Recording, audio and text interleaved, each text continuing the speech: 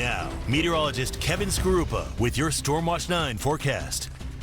Combination of building heat and humidity, and yes, Hampton Beach, busy place this afternoon. Of course, the water temperatures are still only in the lower 50s, but we have been noticing some folks dipping their toes in the water, and you would have to figure through the afternoon as temperatures continue to climb into the lower half of the 90s in the southern half of the state.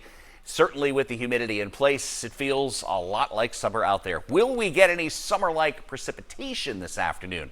It's going to be one of the big questions we have through tomorrow afternoon, as we'll have one disturbance moving through this afternoon, another one, the actual front, arriving tomorrow. So the coverage this afternoon expected to be at around 20%. So not everyone's going to see these by any stretch of the imagination. We have a few light showers going through the North Country now with a bank of clouds, but there will be the potential of one or two quick hitting downpours or one or two with gusty winds. So we'll keep tabs on that after 4 or 5 o'clock this afternoon through about 7 or 8 this evening. Beyond that, we will be looking for other storm chances for the day tomorrow. While we put the chance today at around 20%, I think we're somewhere between 20 and 30% tomorrow afternoon. Just a function of the front coming through. There may be a couple of thunderstorms developing along that, either just before or just after midday.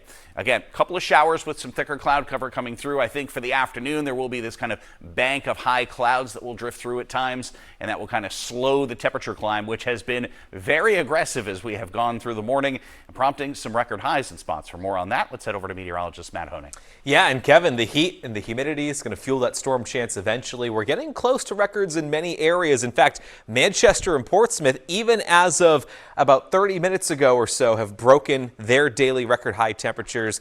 93 in Manchester, 92 in Portsmouth. We're getting closer in Lebanon, now up to 88 degrees. Look at Concord, even within a few degrees of a record high there. Now, with the heat and just the general situation of the day as well, you get into these stretches of hot, muggy conditions. Always going to talk about air quality as well. Kevin showed you the heat advisory. On top of that, air quality alert for portions of Rockingham County. This also includes elevations near and above 2,000 feet. So just the bottom line here, just going to really not overexert yourself on a day like today. The basic reminders of staying cool, staying hydrated, finding ways to get inside into air conditioning especially.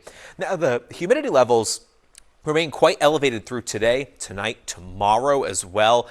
Sharp drop off in those dew points tomorrow night, so the air turns much more comfortable for late week. And here's the thing, the dividing line between the humidity and the comfort levels, that's going to be marked by some thunderstorms at times the next 2 days. Let's go back over to Kevin for a deeper look at the hour-by-hour timeline of when those storms get here. I think for most people, kind of subliminally, it's the big change between higher heat, higher humidity, and more comfortable conditions that there would have to be a strong line of storms. Well, that's not necessarily always the case. And you notice, again, as we go through the afternoon, after 4 through about 7 or 8 tonight, coverage just not all that great, but anything that does develop, and that's the catch here, could have a quick hitting downpour or gusty winds. Now we'll go through the overnight hours. Temperatures will only fade back into the 60s. That'll provide the springboard back into the 80s with partial sunshine tomorrow. The humidity will still be in place. And as you will notice, that front approaching, kind of a broken line of showers, remains to be seen if this becomes, a full line of showers and storms. But most of the computer models kind of hinting against that. Nonetheless, there will, either side of midday, be that chance of a passing shower or storm. And then the cooler, drier air filters back in. Just about full sunshine by Thursday afternoon, and partly to mostly sunny skies into Friday. Temperatures both days will be in the 60s. Overnight lows dropping back into the more comfortable 40s. Now, the other big question as we start to slowly approach the holiday weekend is what this system trying to approach does. There'll be a lot of dry air and an area of high pressure trying to hold this away from us. So the timing of any sort of rainfall is a big question mark going anything beyond Friday night and into Saturday. There's a look at your 7-day forecast, which, as you will notice, temperatures dip below the average starting Wednesday night, and they will stay that way going all the way into the holiday weekend.